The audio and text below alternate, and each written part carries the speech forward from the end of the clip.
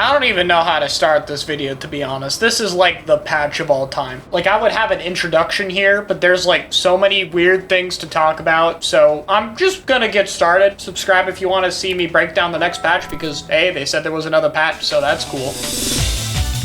So I guess we'll start this off by talking about all the weapons that got more damage to splash walls. These are the Sploosh, Junior, Aerospray, Luna Blaster, Clash Blaster, Carbon Roller, Roller, Octobrush, and Dapple Dooley. All do 10% more damage to wall. Are any of these weapons relevant enough to nerf stuff like 52 and Squeezer?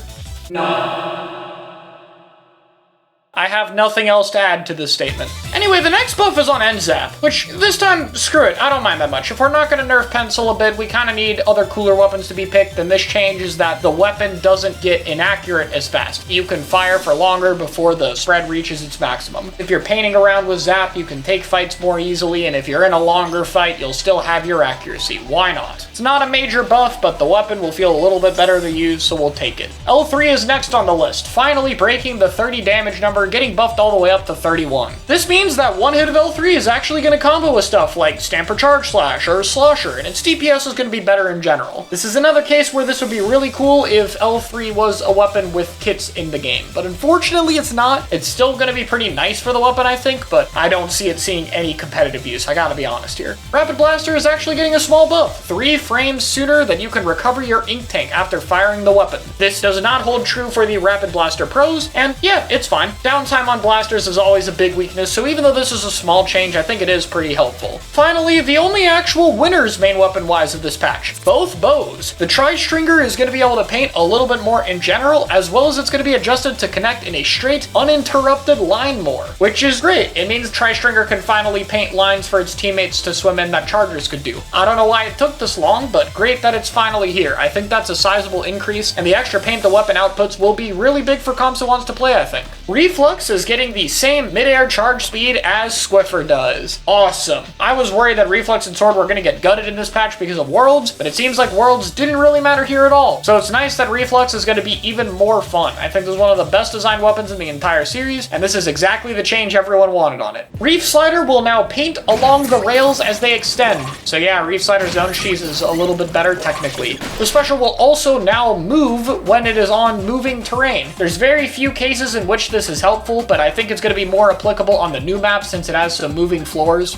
so it'll ensure that Reef Slider doesn't get cut off awkwardly. Which, sure, we'll take it. Ink Vac will now paint the user's feet a little bit periodically while it's being used. That way you can move around a little bit easier, which, sure, very small change, but we'll take it. Scream now has increased object damage. We don't know by how much to Squid Beacon Splash Wall, Sprinkler, Sponges, and the Rainmaker Shield. Why did they do this? I have no idea. But, I mean, it's there, I guess. It's like a small change. Finally is Big Bubbler. Big Bubbler now inks the ground when it is placed. Now you might be asking yourself, is this paint the beacon or the bubble? Well, to tell you the story of how we found out, because we actually know, let me show you guys what happened during the reaction stream. In the Mint Decavitator trailer, you can see Bubble paint the whole thing. No, you can't. No, you're lying. This is a troll in my chat. Look behind it. Hold on. Oh my god. Oh no.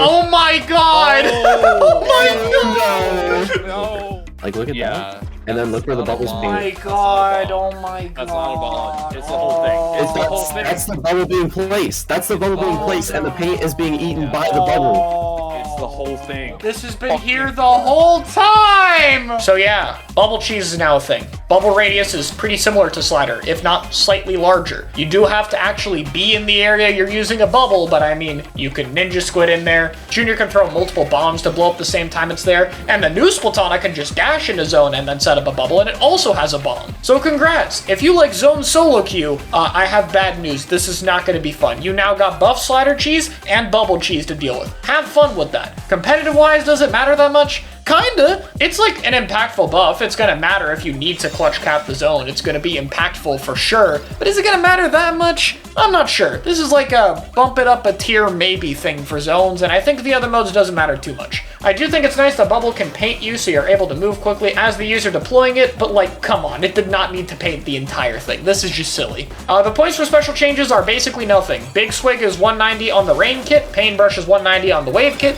And custom leaders 210 for Kraken.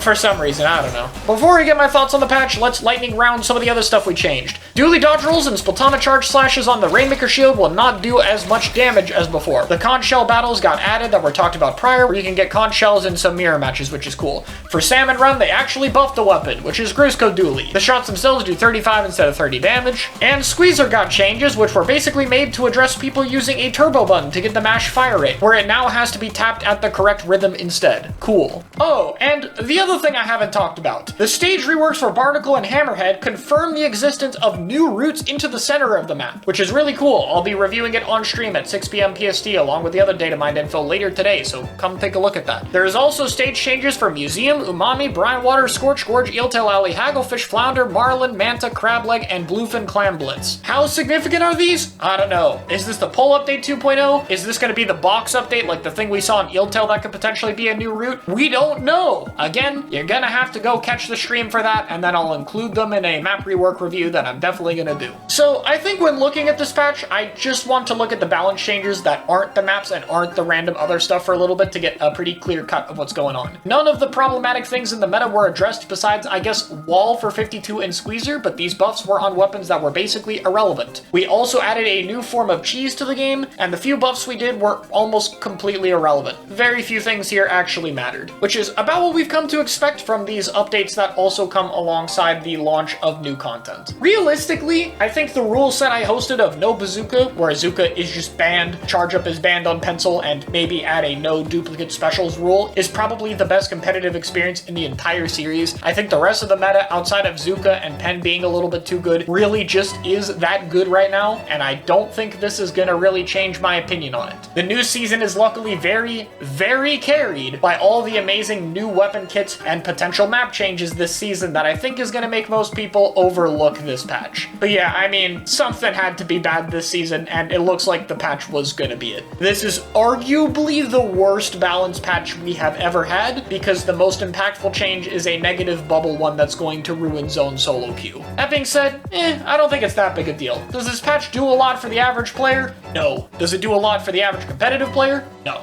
And like, Zone's cheese is annoying, but that's really only Zone's X rank. I don't think it's like the worst thing to happen to the game. Realistically, it's just not that big a deal. This has been a relatively underwhelming and very weird patch. Thanks for watching the review, and well, later today we'll find out if the stages are actually going to be fixed or not. Let's get our hopes in now. See ya.